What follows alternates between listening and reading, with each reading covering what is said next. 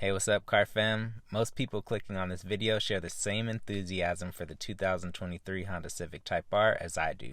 That's why I'm posting another video about it on the channel.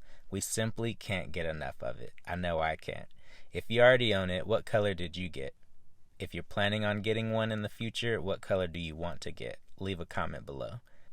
I personally like the Championship White the most, but my second choice would be Sonic Gray Pearl. I think it really looks good with some of the black contrast pieces on the exterior of the car.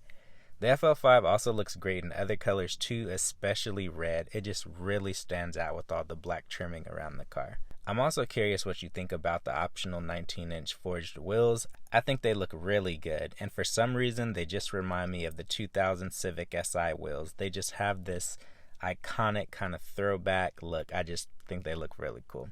Well, I have a bunch of other FL5 and FK8 Civic Type R videos, so head over to the description in this video or even the pinned comment that I have to check out more videos. And if you haven't, hit the like button and subscribe so you don't miss out on future videos.